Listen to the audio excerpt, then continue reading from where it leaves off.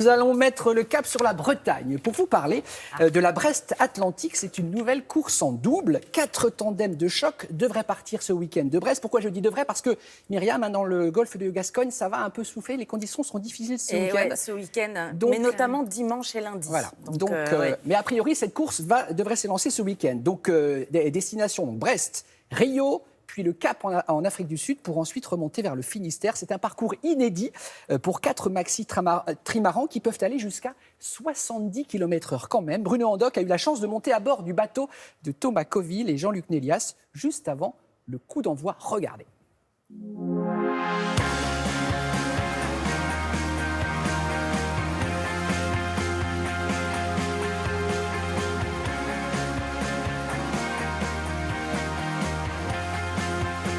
Un bateau ultime, c'est 32 mètres de long, 23 mètres de large et 35 mètres de haut. C'est 2 terrains de tennis qu'on a reliés par une coque centrale.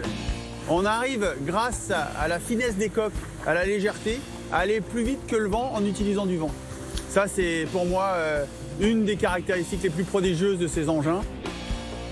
Qu'on a fait à un instant T de notre époque, un condensé d'hydrodynamique, d'aérodynamisme, de calcul de structure, d'équilibre entre la nature et les forces physiques qui sont colossales. Ce condensé de technologie, c'est une preuve que quand on rassemble tout ce qu'il y a de mieux aujourd'hui sur la planète, on arrive à faire des trucs extraordinaires. Quand on le voit au ponton, on voit qu'il est, c'est un gros bateau, c'est un grand bateau, c'est impressionnant et à la fois c'est d'une fragilité totale parce que face à la nature, on n'est rien du tout. On est juste un fétu de paille. C'est à l'image de notre époque. On est à la fois capable de faire des choses gigantesques et à la fois toutes ces choses gigantesques sont finalement d'une fragilité totale. Mais c'est ce qui en fait aussi sa beauté. La course à chaque fois est un alibi ou un prétexte pour repartir. De temps en temps, je pense que je suis un petit peu lâche d'ailleurs de partir, contrairement à ce qu'on pourrait croire. Parce que pour moi, la vie sur l'eau se simplifie énormément.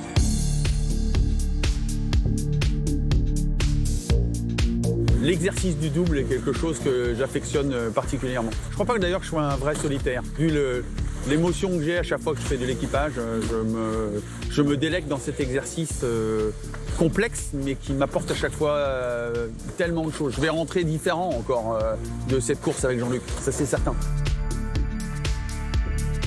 On n'a jamais passé autant de temps, un mois de course en double sur un bateau comme ça, donc physiquement ça va être super éprouvant et il va falloir attention, gérer pas que le bateau mais gérer aussi les bonhommes. On a déjà fait 2 Transat Jacques Vabre ensemble, c'est beaucoup de navigation, c'est peut-être 6-7 ans qu'on travaille ensemble, donc je connais ses limites, il connaît mes limites et puis on fait avec.